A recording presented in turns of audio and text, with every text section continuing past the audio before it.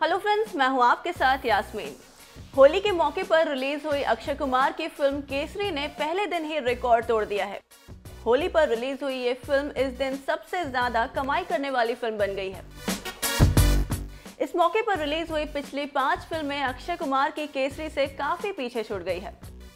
दरअसल बीते साल होली के दिन रिलीज हुई अनुष्का शर्मा की हॉरर फिल्म परी ने भी बॉक्स ऑफिस पर कुछ खास कलेक्शन नहीं किया था। पहले दिन फिल्म ने महज 4 करोड़ 36 लाख रुपए की कमाई की थी। वहीं साल 2017 में वरुण धवन और आलिया भट्ट की फिल्म बद्रीनाथ की दुल्हनिया ने इस दिन शानदार कमाई करते हुए 12 करोड़ 25 लाख रुपए की कमाई की थी। लेकिन केसरी इस फिल्म से भी आगे निकल गई है। इसके अलावा साल 2016 में आई जॉन अब्राहम की फिल्म रॉकी हैंडसम भी बॉक्स ऑफिस पर खास कमाल नहीं दिखा पाई थी। ओपनिंग डे पर इस फिल्म ने महज 5 करोड़ 39 लाख रुपए की कमाई की थी। इतना ही नहीं, साल 2014 में रिलीज हुई सनी लियोनी की फिल्म रागिनी MMS2 भी बॉक्स ऑफिस पर पहले दिन सिर्फ 8 करोड़ 43 लाख रुपए की कमाई कर पाई थी।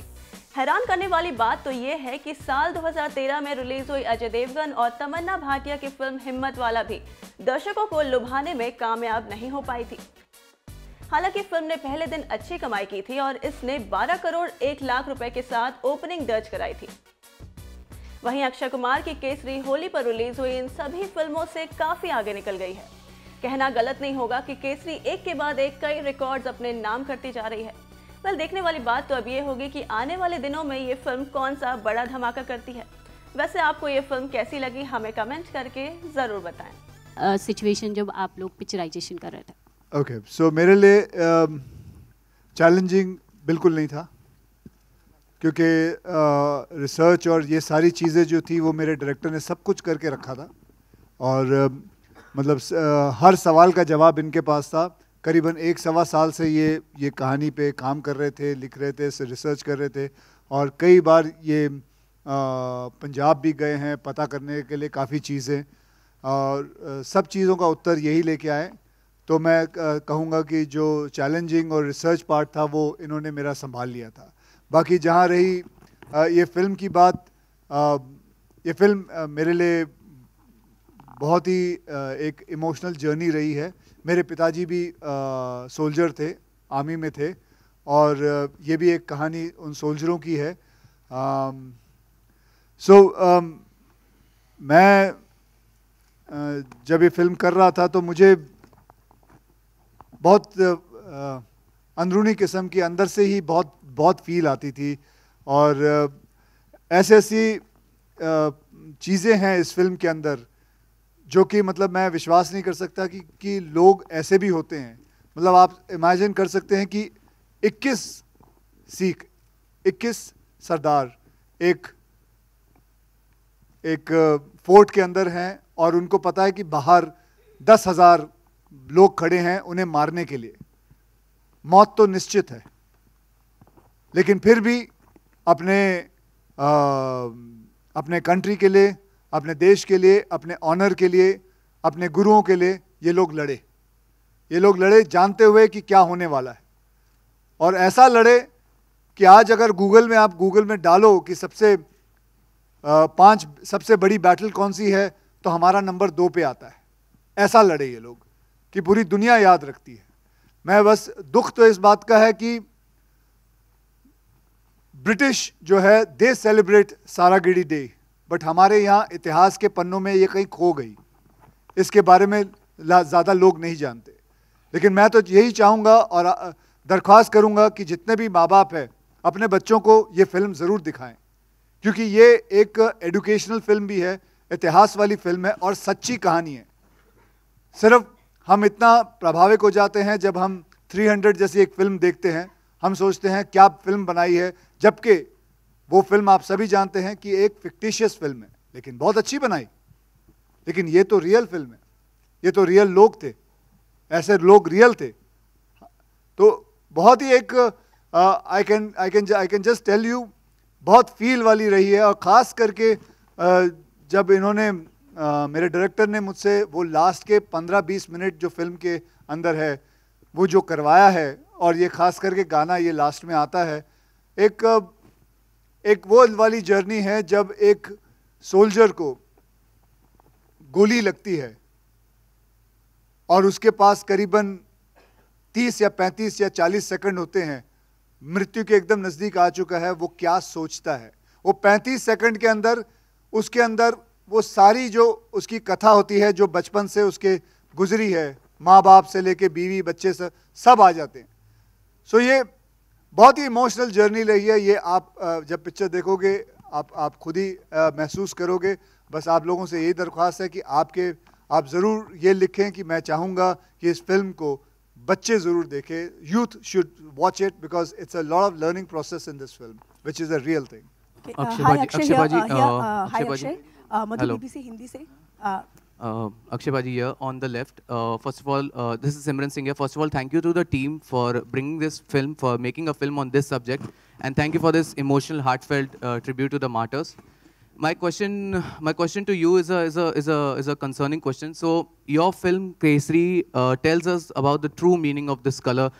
This is the color of sacrifice, valor, and bravery. But how doesn't bother you when you have a contemporary who is using the same color, but he has used as a product with tobacco? So that's my question to you. I don't know. वो केसर और केसरी को दोनों mix कर गए। नहीं, that you know, I'm not naming the brand. Yeah, I'm not naming anything. हम इसे आपने ऐड बीच में पता नहीं कहाँ से ले आए। मतलब हम कहीं और जा रहे हैं, भाजी तुसी कितने और चले गए हो। तो कोई गल नहीं। लेकिन भाजी I don't think like that. मैंने कभी जिंदगी में अपने ख्वाब में नहीं सोचा था कि ऐसा प्रश्न मेरे पास आएगा। लेकिन कोई बात नहीं। इसके बारे में जैसे आपने मुझसे प्रश्न पूछा, उसका उत्तर मैं सारी जिंदगी लगा लूं, मैं नहीं दे पाऊंगा। तो भाजी आई एम सॉरी, मेरे पास नहीं है उसका उत्तर। हाय अक्षय, BBC हिंदी से मधु। सबसे पहले तो ये जब गाना हमने देखा काफ़ी इमोशनल हो गए हम लोग, उन शहीदों की कुर्बानी हमें याद आ गई। दो सवाल था। पहले तो ये जब आपने पूरा शूट किया, आपकी पूरी टीम ने पूरा शूट किया, तो क्या उस दौर से जब गुजर रहे थे आप शूटिंग के दौर पे, उसका एक्सपीरियंस कैसा था? क्योंकि अब हम सुन रहे थे तो हमें काफ़ी इमोशनल, हम कनेक्ट हो गए उस चीज़ से। बिल्कुल, ये बहुत ही इमोशनल गाना है। ये वही 35-40 सेकंड जो एक सोल्जर के जब गोली लगती है उसके ज़िंदगी में क्या होता है, मतलब उसके उस 35-40 सेकंड के अंदर वो क्या सोचता है, ये पूरा गाना वही है। एंड मैं दाद देता हूँ जिन्होंने ये गाना लिखा है कि किस हिसाब से लिखा है। मतलब वो वर्ड मैं कभी नहीं भूल सकता कि माँ कहती है तू मेरा चांद है और चांद हमेशा रहता है। बहुत सारे ऐसे वर्ड्स हैं अंदर जो बहुत अच्छी तरह पिरोए गए हैं। And it was a very very emotional journey ma'am. दूसरा मेरा सवाल ये था कि ये फिल्म कहीं ना कहीं मतलब जिस तरह से आप भारत के वीर से जुड़े हैं, बहुत अच्छा काम कर रहे हैं, लेकिन ये फिल्म कहीं ना कहीं डेडिकेट है, तो उसका भी जानना चाहेंगे, उसके पीछे का कारण क्या है? उसका कारण ये है क्योंकि ये film it is all about the martyrs. It is about what happened in 1897 on September 12th, and it is about the sacrifice what they did for the country, and that is why we have dedicated this film to Bharat Ke Veer and all the martyrs who have given their lives so that we can live our lives. करण जी, मेरा सवाल आपसे है, इसी से ही connected जो मधु ने पूछा। एक फिल्म मेकर होने के नाते आपसे पूछना चाहूँगी कि उरी और पुलवामा के बाद जो माहौल बना है उसमें ये फिल्म कितनी अहम है, और इस फिल्म को जो अभी माहौल बना है उसका कितना फ़ायदा मिलेगा? अच्छे वे में पूछ रही हूँ, खराब वे में नहीं पूछ रही हूँ। देखिए, जब हमने ये पिक्चर प्लान की थी और बनाई थी, तो जिस माहौल का आप जिक्र कर रहे थे वो माहौल था नहीं। वो माहौल हमारे देश का था, जिस देश में हम रहते हैं, जिस देश की मिट्टी के हम हैं। ये फिल्म उसी मिट्टी से बनी हुई है। इस फिल्म का दिल बड़ा है, और ये जो बड़ा दिल है ना, वो आप किसी भी दौर में भी आप रिलीज कर लो। अगर आप वाकई अपने देश से प्यार करते हो, प्रेम करते हो, और जिन लोगों ने अपनी जान गंवा दी इस देश के लिए, अगर वो कनेक्शन आपके दिल में है, तो आपको किसी भी माहौल में ये पिक्चर रिलेट कर पाएगी, आपसे रेजोनेट कर पाएगी, और आप रिलेट करोगे और आप पसंद करोगे और आप गर्व करोगे कि ऐसे इंसान थे और आज भी हैं। तो ये माहौल की बात नहीं है, ये फिल्म की बात है, कहानी की बात है, और हिंदुस्तानी होने की बात है। हाय, सोहेल आपके सामने। Congratulations to Akshay, Parineeti, Karan and the entire team. जब ट्रेलर आउट हुआ था तभी also we could feel that connect actually very emotionally. मैं चाहता हूँ, मेरा क्वेश्चन है कि जब पहली बार आपसे ये नरेशन किया था, और ये look specially actually Akshay ji, I think so कि इस तरह का लुक हमने पहले कभी आपको देखा नहीं इस तरह के लुक में। पहले तो हम जानना चाहेंगे कि जो ये लुक था सरदार वाला, बड़ी बियर्ड, टर्बन, और ख़ास करके आजकल हम सिख को इतने बड़े टर्बन में नहीं देखते, और ख़ास करके जो रिंग है, स्वॉर्ड, उसका कुछ एक्सपीरियंस हम जानना चाहेंगे। कुछ बताना, it's a very big and a very long sword, शायद बहुत वजनदार होगी। हाँ बिल्कुल, जो पग थी करीबन 1.25 किलो की, 1 किलो की पग थी, और 4-5 किलो की तलवार थी। वैसे उस वक्त की बात अगर हम करें तो उस वक्त जब वो तलवार पकड़ते तो वो करीबन 20 या 22 किलो की तलवार पकड़ते थे, क्योंकि वो लोग असली घी खाते थे। हम डालडा हम बराबर दही भी नहीं खा सकते। आप अभी भी असली घी खाते हो, इसलिए इस तरह लगते हो। हाँ, वो बनावटी चीजें तो हम खाते हैं। यार डिसिप्लिन पर्सन एक्चुअली, बहुत discipline, your lifestyle is in a very discipline में, आप बहुत डिसिप्लिन फॉलो। मत पूछिए कितना डिसिप्लिन्ड है इनका लाइफ। पहली बार जब मुझे अक्षय कुमार से मिलना था तो उन्होंने 6 बजे कह दिया, मैं तो 6 बजे शाम को जा रहा था, मुझे कहाँ पता था कि 6 बजे सुबह ये मुझे बुला रहे थे। ये इंसान नहीं है, मॉर्निंग अलार्म है।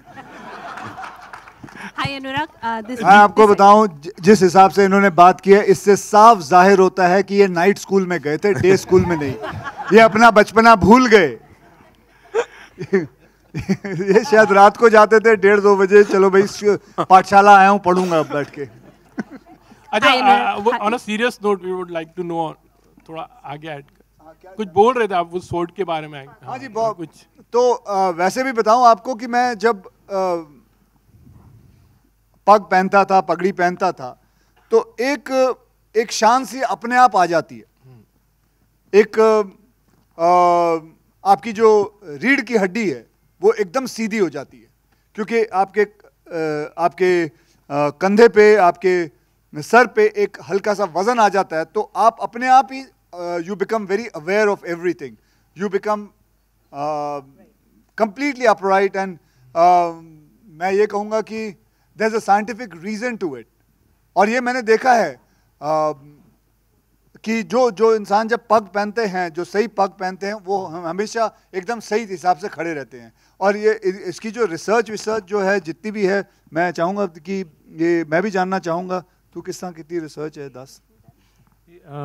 रिसर्च जो है वो ये जो लुक है सर का, अगर उसके बारे में बात करें तो वो जो हिस्टोरिकल रेफरेंसेस हैं उसमें से ही आया है कि उस टाइम पे, अभी जैसे आपने मेंशन किया कि अभी पगड़ियाँ इतनी बड़ी पहनते नहीं हैं, तो आजकल धीरे धीरे जैसे बाकी चीज़ें चेंज हुई हैं, अटायर को लेके, कॉस्ट्यूम, कपड़े जो लोग पहनते हैं, तो ये पहले पगड़ी बड़ी ही बांधी जाती थी नॉर्मली, उस टाइम पे बड़ी पगड़ियाँ बांधते थे, तो धीरे धीरे अभी वो छोटी हो गई हैं। तो उस टाइम के हिसाब से हमारे पास जो कुछ पिक्चर्स, कुछ रेफरेंसेस अवेलेबल थी बुक्स में, रिसर्च मटेरियल में, तो उस हिसाब से पगड़ी जो उस टाइम के सोल्जर्स की फ़ोटोग्राफ्स हैं, थोड़ी बहुत कम अवेलेबल हैं, लेकिन उनमें से यही पगड़ी थी। और वो जो रिंग आपने मेंशन की, उसको चक्कर बोलते हैं, कड़ा बोलते हैं पंजाबी में, जो बेसिकली पगड़ी पे अगर कोई तलवार से वार करे तो उसको प्रोटेक्ट करने के लिए भी है। सो यू कैन अंडरस्टैंड कि पगड़ी की कितनी इंपॉर्टेंस है। जैसे इन्होंने बोला कि आप पहनते हो तो इमीडिएटली आप ऐसे सीधे हो जाते हो, तो वो पगड़ी नहीं है, एक रिस्पॉन्सिबिलिटी भी है आपके ऊपर, क्योंकि उस टाइम पे जब ये सिखों का लुक क्रिएट किया गया था, तो उस टाइम पे माहौल कुछ इस तरह का चलता था, मुग़ल बादशाह जो थे